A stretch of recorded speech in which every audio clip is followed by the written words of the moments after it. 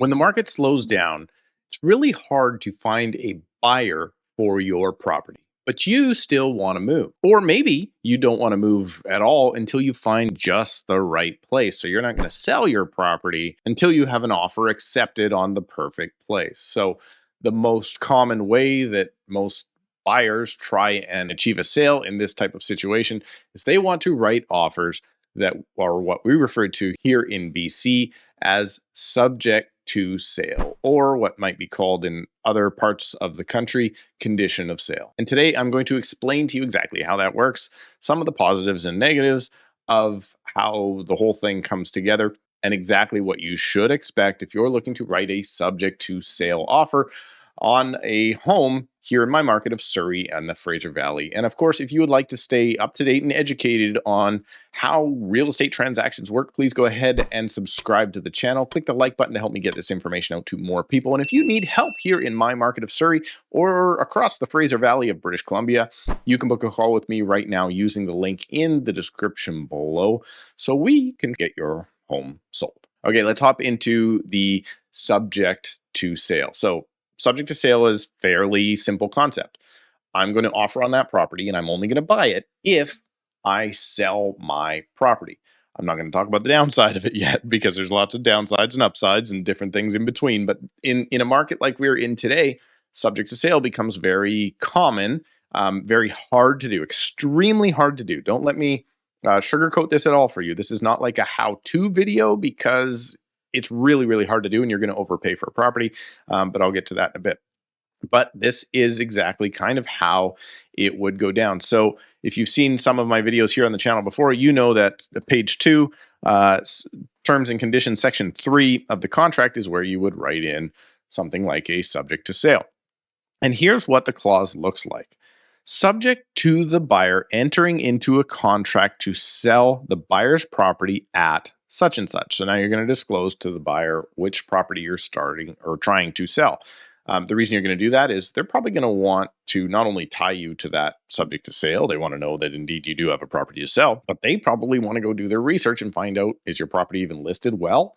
Another topic we'll probably get into here, but they're going to want to do their research to find out if indeed the property you're trying to sell is indeed saleable. And then after that, that contract becoming unconditional on or before such and such a date. So generally speaking, condition for sale, subject to sale, will be something like a 30-day period. So if I'm writing on August 1st and I have done my inspection, I've done my financing, everything's in place, I'm probably going to have probably another 30 days. So let's say I do 7 days regular conditions. I might try and write my subject to sale till, I don't know, something like September 7th, something like that. So about a 30-day period. They can be as long as you want, however, but it's really up to the buyer and seller to agree on that. But this condition is for the sole benefit of the buyer. So in other words, you're going to wait for me to sell my property, Mr. Seller. Now, here's the issue. Sellers really don't like accepting subject to sale offers. Buyers love writing them. Sellers hate accepting them. And it's funny because often a buyer that has the offer written subject to sale and gets it accepted, they won't accept subject to sale on their property. But because that starts to create a long chain, which is actually what we're seeing in the marketplace right now. However, unlike other conditions, there's my word right there. However, unlike other conditions, a subject to sale will usually, almost always, unless the agents are really silly or really desperate, come with a clause similar to this one. However, the seller now, not the buyer, may, upon receipt of another offer, deliver a written notice to the buyer or the buyer's agent requiring the agent or the buyer, I guess, to remove all conditions from the contract within X amount of hours to be determined in the negotiations, not including Sundays, statutory holidays. If the buyer fails to remove conditions within that period of time, then this contract is terminated and the new buyer will get that property. Now, let's talk about the realities of this. When you're talking about that particular portion, now I'll personally, as a selling agent, I love receiving subject to sale offers.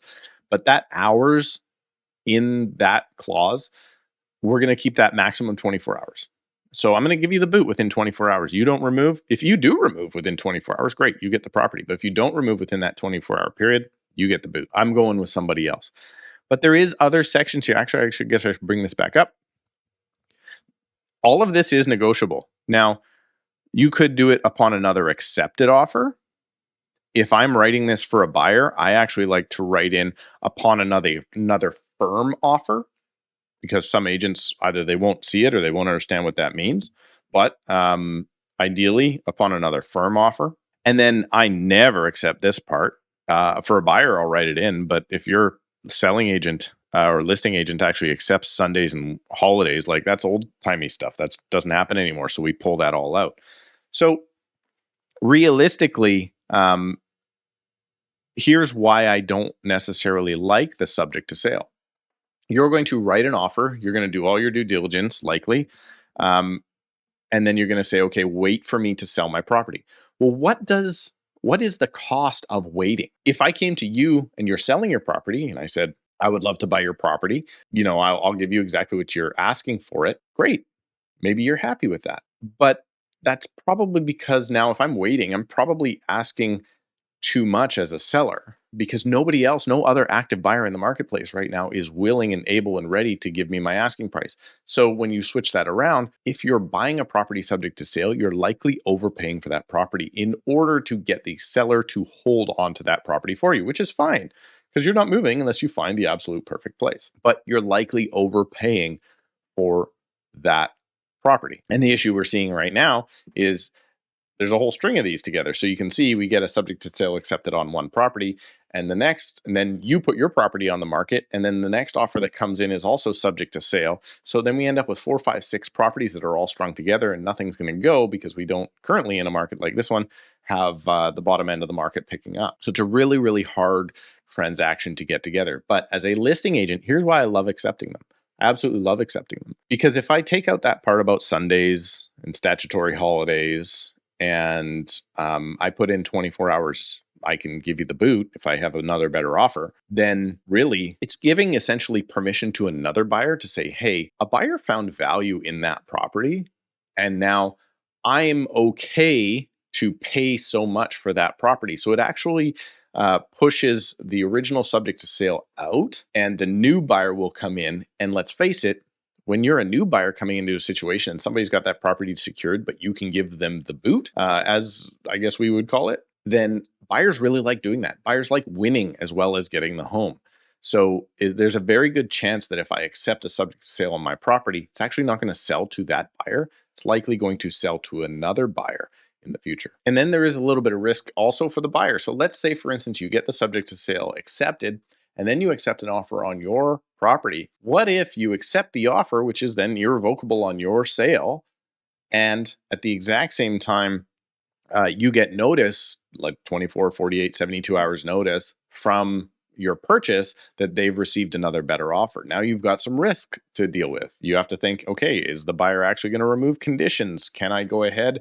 Or do I have to let that property go and I've already sold my home? So there's not zero risk in a subject to sale. And the reality of a subject to sale is they're extremely hard to get together, and you have a very, very low likelihood of putting together a purchase or a sale that is subject to sale. And that's why you'll hear a lot of agents like me just try and discourage them in the first place, because they are a whole lot of work. That being said, in a marketplace like this one, we have multiple subject to sales going on as we speak. They're not easy transactions, but it's not an easy market. And if you're looking for an agent and a team that is willing to do the hard work and knows how to work through a tough market like this one, well, you can book a call with me right now using the link in the description below at a time that works best for you. Thank you for subscribing, clicking the like button, and we'll see you in a couple of days.